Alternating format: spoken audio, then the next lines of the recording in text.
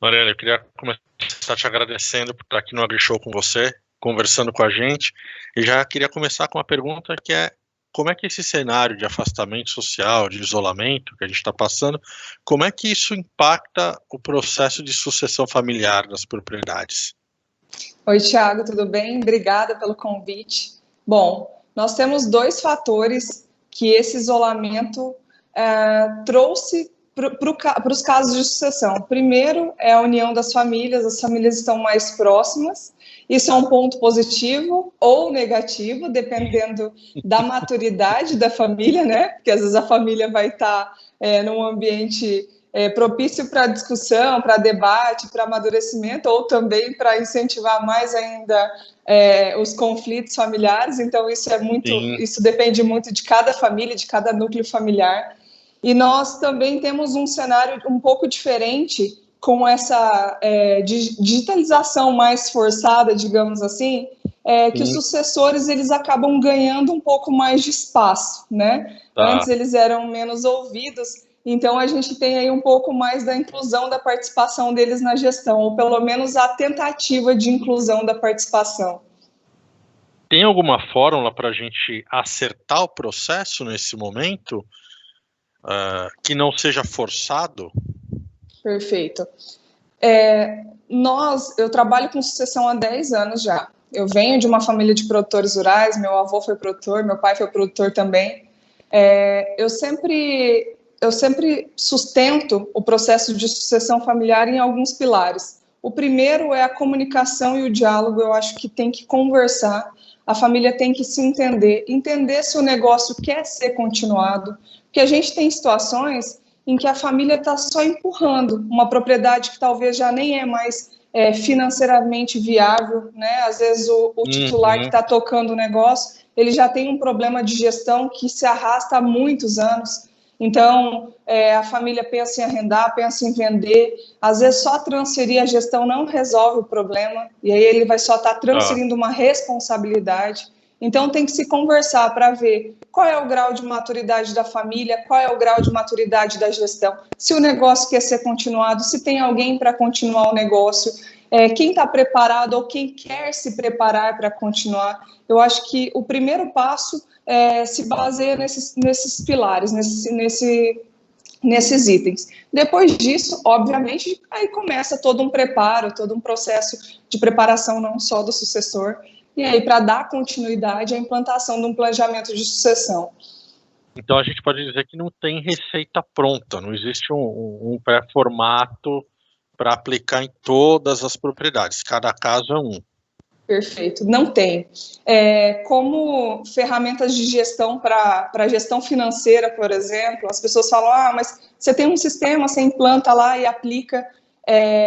O que acontece? Nós temos uma situação que como eu já falei antes, a questão de quão madura a família está para o negócio, quanto a família separa negócio de gestão, então, assim, família da gestão, se tem essa mistura. Propriedade rural ainda tem muito essa questão de misturar conta, né? Por exemplo, a família tem uma conta só para administrar compra de óleo diesel, compra de insumos, compra de produtos de supermercado, escola dos filhos. Então, assim, quanto está profissionalizado, de fato, a gestão, né? Existem vários fatores. Não tem como ter receita de bolo, porque cada núcleo familiar tem perfis diferentes, né? Os filhos têm vontades diferentes, formações diferentes, os próprios pais têm vontades diferentes também. Então, as análises devem ser individuais, conforme os modelos aplicados, conforme toda a trajetória da gestão. Então, a gente tem que fazer uma análise muito criteriosa para entender o que a família quer e espera para que seja continuado.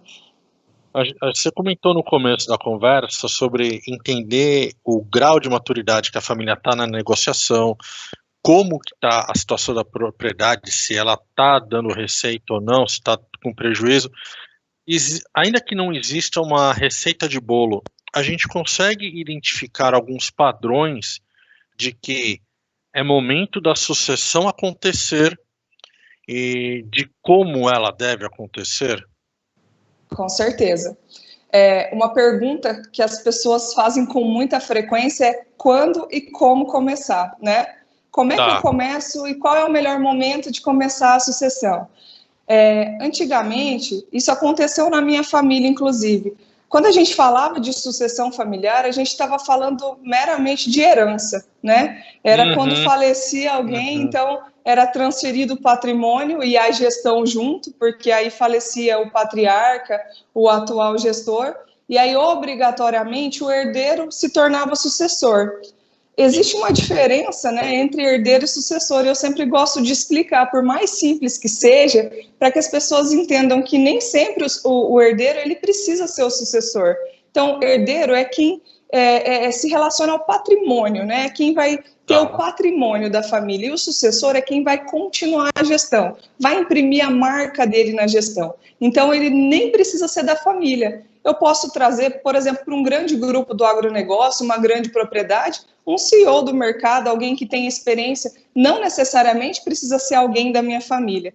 Então, qual é o melhor momento de começar? Eu sempre falo, não esperem alguém ficar doente, não esperem acontecer alguma desavença, né, dentro da família, porque o processo em si, ele já demora e ele Uhum. já, de qualquer maneira, quando a gente muda algum modelo, algum formato, né, dentro da gestão, dentro das famílias, a gente já causa alguns impactos. Então, assim, imaginem fazer isso na dor de perder alguém, né? Sim, Ou quando você já está brigado com alguém, algum familiar aí que já não se conversa, alguma coisa assim. Então, é muito mais difícil decidir, muito mais difícil chegar num consenso. Melhor momento é agora, é começar a conversar. Não precisa ser feito de imediato, mas tem que se buscar conhecer, buscar quais são as alternativas, são inúmeras alternativas, né?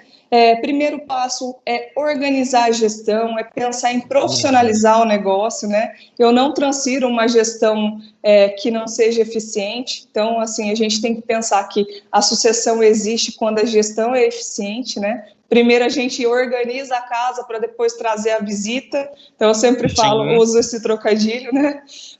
Então, organizar uma gestão dentro de uma propriedade rural demora, porque a gente tem que transformar as pessoas primeiro, para depois transformar o negócio, né? Então, é um processo gradativo, é lento. Então, o melhor momento de começar é agora, é inserindo os filhos no negócio, devagar, fazendo com que Uhum. eles participem de decisões pequenas, e depois você vai aumentando aí a alçada, até que eles estejam de fato preparados, né? Sim. Deixa eu te fazer uma pergunta. A gente falou aqui, você tocou um ponto muito importante, que nem sempre a sucessão é familiar. E a gente começou a nossa conversa falando dos desafios da sucessão familiar. E aí eu te pergunto, existe um certo? É sucessão ou é sucessão familiar? Se for alguém da família que vai continuar, é sucessão familiar, né? Ok, Se for outra pessoa, é só sucessão, que vai estar continuando a gestão de um negócio. Agora, se o tá, negócio é familiar, né? Então depende muito do contexto. tá. A gente não tem ainda o hábito, quando a gente fala em empresa familiar ou família empresária, muitas vezes a gente nem caracteriza o negócio rural como uma empresa. Então depende muito de como a gente enxerga o negócio, né? Você vai falar para um produtor rural, ah, você é um empresário rural, às vezes ele nem se enxerga como um empresário rural, Tá. como a propriedade sendo um negócio, né? Então depende muito de como você olha para o seu negócio. E a gente pode usar vários termos aí. Essa falta de percepção do mercado, do produtor como empresário e da produção como uma empresa, como um negócio, é consequência dessa percepção do produtor ou é um ciclo? O produtor não se percebe porque o mercado não percebe porque o produtor não se percebe. Eu penso que parte muito mais do produtor. Como eu te falei no Tá, começo, existe muito ainda essa extensão da propriedade como se fosse o quintal de casa, né? tá. Ainda existe muito essa mistura do ambiente. Às vezes o produtor ele mora na fazenda e ele trabalha na fazenda, então ele enxerga aquilo tudo muito junto.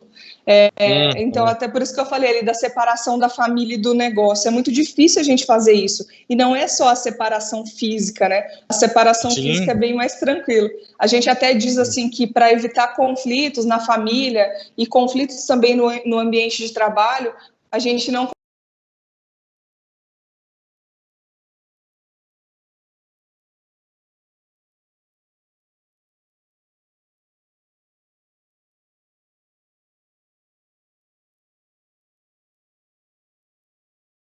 com a vida e acaba sendo ali tudo junto, a família, ver os netos crescerem ali. Hoje mudou muito, né? Se a gente pegar 10, 20 anos atrás, era bem mais intensificado isso. Mas ainda continua aí, acho que a gente tem um período ainda para essa quebra aí de paradigmas, para essa mudança de mindset aí, para ele conseguir se enxergar como empresário, entender que a empresa, que a propriedade dele é de fato um negócio, né? E aí trabalhar como tal, entender que a tecnologia é benéfica, que ele precisa ser competitivo para permanecer no mercado. Então aí são vários fatores que a gente ainda tem que trabalhar bastante para conseguir implantar.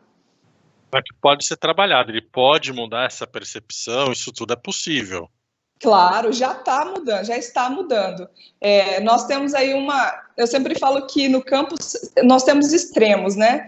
A gente vê em muitas situações, principalmente na televisão e em reportagens, grandes grupos muito tecnológicos, né? Com grandes inovações aí por ter adentro, e a gente vê produtores que às vezes ainda não sabem usar o celular, né? Só sabem ligar e mal usar o WhatsApp.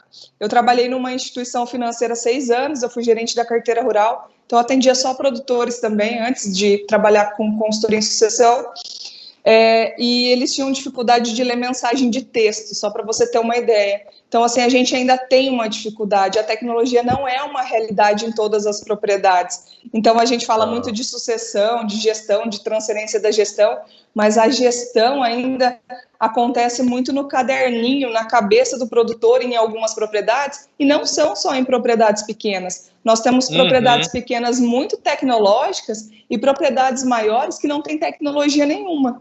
Então, assim, são muito extremos, são 2 extremos, assim. Curioso.